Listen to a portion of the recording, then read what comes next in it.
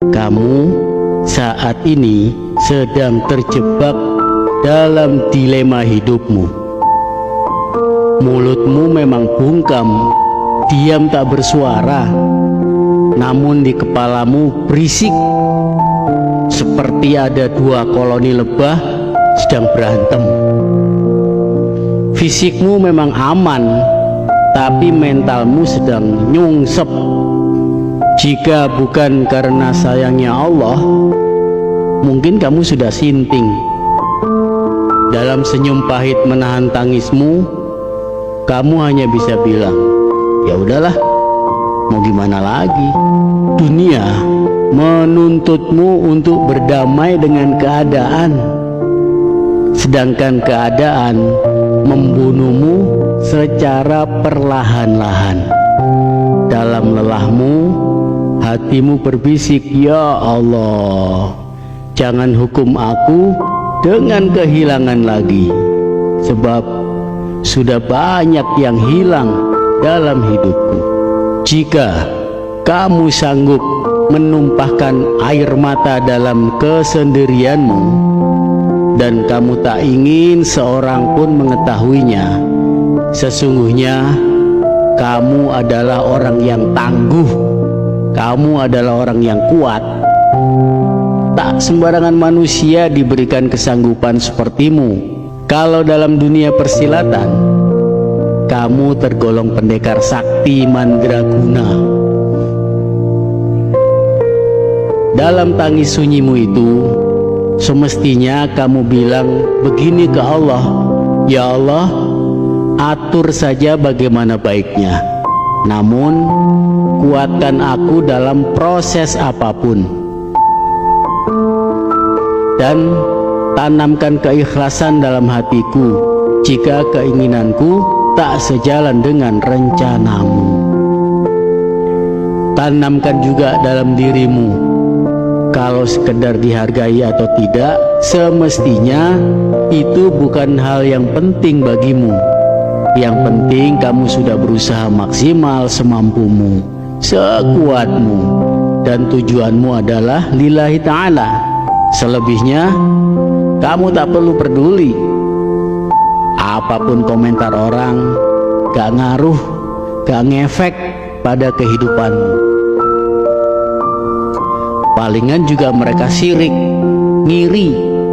Padahal daripada ngiri, kan mendingan nganan. Jika yang ada di depan membuatmu ngeri, yang ada di belakang membuatmu terluka, maka lihatlah ke atas. Allah tak pernah gagal dalam menolong hambanya. Bahkan Allah gembira. Kalau Allah gembira, kamu bukan diberikan kesenangan-kesenangan, tapi justru diberikan ujian agar kamu lebih mendekat padanya. Intinya, kamu harus punya karakter tahan banting. Jangan sampai kalah sama tikus. Iya, tikus.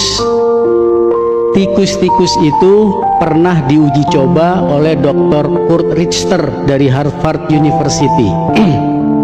Tikus-tikus itu diletakkan di dalam kolam untuk menguji seberapa lama mereka bisa bertahan di air. Rata-rata karena kelelahan mereka akan tenggelam setelah 15 menit.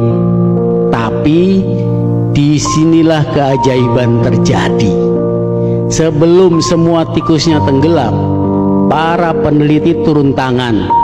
Mereka mengeluarkan tikus-tikus itu dari air, mengeringkan mereka, lalu membiarkan tikus-tikus itu beristirahat selama beberapa menit. Kemudian menempatkan kembali ke kolam untuk babak kedua. Kira-kira menurutmu para tikus itu bisa tahan berapa lama? Tikus-tikus yang sudah diambang kelelahan bertahan pada upaya kedua mereka. Mungkin kamu menebak paling lama bertahan 15 menit atau palingan juga 10. Bahkan mereka hanya bisa bertahan hanya 5 menit karena kelelahan. Tapi kamu salah. Mereka mampu bertahan selama 60 jam secara menakjubkan. Ya, kamu nggak salah dengar, 60 jam atau kurang lebih 2,5 hari non-stop bertahan berenang. Makhluk kecil itu memaksa tubuh mereka jauh melampaui batas yang mereka rasakan, karena mereka yakin pada akhirnya mereka akan diselamatkan. Mereka punya alasan untuk tetap terus berenang. Jika alasan yang kuat sanggup membuat tikus yang kelelahan untuk berenang selama 60 jam, apa alasan yang kuat bagi dirimu untuk berjuang? Kenapa kamu ada di dunia ini? Apa alasanmu? Ingatlah, pada saat-saat terberat dalam hidupmu yang penuh derita dan air mata, mungkin kamu sudah ingin menyerah, tenggelam dalam keputusasaan. Maka jika begitu, ingatlah kisah tikus yang menginspirasi itu. Yakinkan pada dirimu, pada mimpimu, dan kemampuanmu untuk mengatasi berbagai rintangan. Tak peduli seberapa lelahmu, tetaplah berjuang, jangan menyerah. Tekad dan keyakinan dirimu dapat membawamu pada kebaikan lebih jauh lagi, bahkan lebih jauh dari yang pernah kamu bayangkan.